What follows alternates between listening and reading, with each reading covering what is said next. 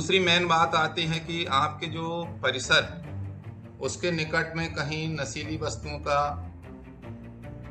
दुकान में, जैसे गुटखा है, पाउच है, कहीं शराब की दुकानें रहती हैं, तो वो वहाँ पे अभी आपका चल रहा होगा नशा मुक्ति अभियान, तो इसमें भी ध्यान देने की जरूरत है, क्योंकि अकेले प्रिंसिपल इन चीजों को काबू में नहीं ला सकता। लेकिन एसएमडीसी में क्या है, आपके साथ आपके पालक जुड़े रहते हैं, तो पालक समिति की आप बैठक लेके प्रस्ताव पास करके और संबंधित जो अधिकारी होते हैं, जैसे आबकारी विभाग के अधिकारी को भेज सकते हैं, पुलिस विभाग को भेज सकते हैं, और पालकों के माध्यम से आप जो है अपनी बात को अन्य विभाग, जो विभागीय अधिकारी होते हैं उसके लिए जिम्मेदार, उन तक पहुंचा सकते हैं। तो एक तो हमारा वो नशा मुक्त क्षेत्र होना चाहिए कि उसके किनारे आसपास जो चाय की दुकानें हैं, पान की दुकानें हैं, वहाँ पर किसी भी प्रकार की नशीली वस्तुओं का विक्रय नहीं होना चाहिए। तीसरी मेन बात आती है इसमें कि एक बड़ा चैलेंज है ये कि बच्चों की उपस्थिति। बच्चों की उपस्थिति अभी हम देखते हैं कि अमूमन यानी 60% के आसपास रहती है। हम लोग भले थोड़ा सा उसको बढ़ा के बता देते हैं विभागीय होने के नाते, लेकिन जब एक्चुअल में अन्य अधिकारी विजिट करते हैं स्कूलों की, और जब वहाँ से रिपोर्ट हम कंसोलिडेटेड करते हैं और उसमें देखते हैं कि 60-65% के बीच में हमारे बच्चों की उपस्थिति होती है। तो ये जो बच्चों की उपस्थिति है, इसको बढ़ाने के लिए भी आप एसएमडीसी का उपयोग कर सकते हैं। उसमें जो अभिभावक हैं, हमारे शिक्षकगण हैं, वो अन्य अभिभावकों से बात करें। जब आपकी ग्राम सभाएं होती हैं, वहां जाकर आप अपनी बात को रख सकते हो, या ऐसे बच्चे चिन्हित करिए जो लंबे समय से अनुपस्थित चल रहे हैं, उनके अभिभावकों से जाके संपर्क कर सकते हैं। तो हमारे जो उसमें अभिभावक सदस्य हैं, इनको बहुत अहम रोल उसमें अदा करने की जरूरत है, और हमारे जो अभिभावक सदस्य हैं उनके साथ समन्वय बनाने की आवश्यकता है शिक्षक को और प्रिंसिपल को। तो आप बच्चों की उपस्थिति बढ़ाने के लिए प्रयास कर सकते हैं, और इसको बाकायदा आप प्रस्ताव में लीजिए, उसमें रजिस्टर में मेंटेन करिए कि आपकी पहले कितनी उपस्थिति थी, और जब हमने साहब ये मुहिम शुरू किया, अभिभावकों से संपर्क किया, लोगों को प्रेरित किया, तो अब हमारी उपस्थिति यहाँ से यहाँ तक बढ़ चुकी है। यानी आपका जो पिछली प्रोसीडिंग है उसमें अगली जब बैठक होती है, उसमें कार्यवाही विवरण में आप अपनी प्रगति रखिए लोगों के सामने, और यदि प्रगति नहीं भी आई तो भी उसको रखिए कि साहब हम लोगों ने पिछली बार इन बिंदुओं पर चर्चा की थी और इनमें हमें काम करने की आवश्यकता थी, किंतु हमारा अचीवमेंट ये रहा है और इन बिंदुओं में हम अभी भी मतलब काम नहीं कर पाए। तो उन बिंदुओं में पुनः फिर नई रणनीति के साथ काम करने की आवश्यकता है। तो बच्चों की उपस्थिति, साथ ही शिक्षकों की उपस्थिति भी एक चैलेंज होता है कि बहुत सारे शिक्षक जो हैं अनावश्यक अवकाश लेते हैं, और कई बार तो ये होता है कि साहब अब मेरी छुट्टियां बची हुई हैं तो काम न रहते हुए भी अवकाश ले लिया, तो ये गलत पद्धति है। यदि कोई अवकाश लैप्स भी हो रहा है तो होना चाहिए। यदि आप बच्चों के पढ़ाओगे नहीं तो रिजल्ट कैसे आएगा? तो शिक्षकों की उपस्थिति भी सुनिश्चित कराने के लिए हम एसएमडीसी का उपयोग कर सकते हैं। तीसरा ये है कि जब एसएमडीसी की आपकी बैठक होती है तो आप अपने यहाँ समीक्षा भी करिए सब्जेक्ट वाइज। जैसे आपका अभी क्वार्टरली एग्जाम हुआ, उसकी समीक्षा करिए कि साहब हमारे यहाँ पर E1 और E2 गेट में कितने बच्चे आए हैं और क्यों आए हैं। फिर अभी हाफ ईयरली एग्जाम होगा, उसकी समीक्षा करिए।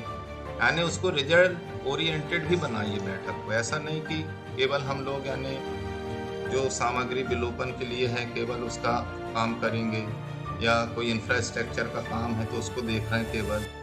आप एसएमडीसी को एकेडमिक साइड भी उसको जोड़िए, बच्चों की उपस्थिति बढ़े, बच्चों का रिजल्ट अच्छा आए। यदि E1 E2 ग्रेड में आए हैं तो सब्जेक्ट वाइज एनालिसिस करिए कि क्या कारण रहे हैं, क्यों ऐसा हुआ, और उसके लिए क्या फिर हम उपाय कर सकते हैं, रेमेडियल क्लासेस हम कैसे लगा सकते हैं। इन सारी चीज़ों को फोकस करते हुए आपको स्कूल के विकास के लिए काम करने की आवश्यकता है। और हमारे जो आज प्रशिक्षक आपको प्रशिक्षित कर रहे हैं, बहुत सारे उसके मैनुअल हैं, कुछ नियम हैं। उन वैधानिक नियमों का पालन करते हुए हम क्या क्या चीज़ें उसमें कर सकते हैं, वो भी सब देखें। अभी जैसे मैं जब ज्वाइन हो रहा था इसमें आपकी बीसी में, तो मैं देख रहा था कि वो जो अनुपयोगी सामग्रियाँ, उनका हम मतलब विलोपन कैसे करें, तो ये भी बहुत आवश्यक है। अनावश्यक कई बार हम ये देखते हैं स्कूलों में कि एक एक कमरे, दो दो कमरे जहाँ बच्चों के बैठने की सुविधा बनाई जा सकती है, अनावश्यक फालतू चीज़ों से या अनुपयोगी चीज़ों से भरे पड़े रहते हैं। तो या तो हम उनको सुधार करके उनको उपयोगी बनाएं, और यदि उपयोग में नहीं आ सकती हैं तो उनका विलोपन कराएं, उनको अलग करें वहां से चीजों को, और उससे जो राशि कलेक्ट होती है उससे स्कूल के लिए उपयोग करें। कई बार स्कूल में अनवांटेड चीजें पड़ी रहती हैं, कहीं कोई बिल्डिंग है डिसमेंटल योग है तो पता चला कि वो वैसे ही खड़ी है, जबकि उसको हमको डिसमेंटल करा के उसमें मैदान के रूप में उपयोग में लाना चाहिए। या बिल्डिंग डिसमेंटल हो चुकी है तो जो सामग्री है उसकी बची हुई वो वहीं पड़ी हुई है, तो बिल्कुल यानी क्लीन होना चाहिए परिसर। तो ये बहुत सारी चीज़ें आप लोगों को करने की ज़रूरत है इसमें। तो आप अपनी एसएमडीसी को मजबूत करिए, उसमें एक टीम भावना विकसित करिए, और ख़ासकर जो हमारे पालक सदस्य हैं उनको जोड़िए। कई बार तो ये होता है कि साहब पालक सदस्य हमने नॉमिनेट कर लिया रजिस्टर में, लेकिन बैठक में पता चला पालक लोग आ ही नहीं रहे, तो ऐसी एसएमडीसी बनाने का कोई मतलब नहीं है।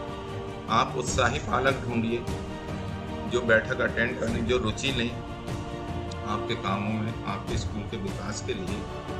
तब जाके आपकी जो शाला प्रबंधन समिति है वो मजबूत होगी, और जो उसके जिम्मेदारियां हैं, जो उसके कर्तव्य हैं, वो उसको बखूबी निभा सकेंगे। आज पहले ही अवसर में आप सब लोगों से मुझे रूबरू होने का मौका मिला। अब हमारे पास अगले 3 महीने बचे हैं रिजल्ट के लिए। परीक्षा परिणाम पर हम लोग फोकस करें, और आने वाले जो हमारी वार्षिक परीक्षा होगी उसमें छिंदवाड़ा जिले का रिजल्ट अच्छे से अच्छा आए, इसके लिए हमको अभी से लगातार प्रयास करने होंगे। अभी मैंने तिमाही परीक्षा का जब रिजल्ट देखा पिछले जिले में तो बहुत ख़राब है रिजल्ट, और मैंने ये भी देखा उसमें कि जो हमारे शिक्षक हैं वो भी कापियाँ ठीक से नहीं जानते। ऑब्जेक्टिव टाइप तो उन्होंने सब जांच लिया, लेकिन जब सब्जेक्टिव थे, जो लघु उत्तरी दीर्घ उत्तरी प्रश्न थे, बच्चे ने 1 या 2 लाइन तो सही लिखा, अब आगे की 4 लाइन नहीं लिखा तो उसको कट कर दिया, नंबर तक नहीं डाला उसको।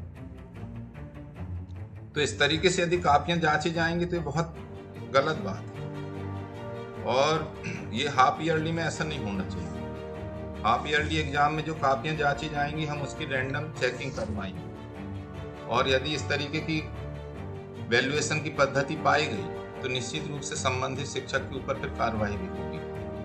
तो आप अभी से अपने शिक्षकों को भी सचेत करके रखिए, कोई पीरियड मिस न हो, अनावश्यक शिक्षक अवकाश में न जाएं, और बच्चों की उपस्थिति पर फोकस करिए।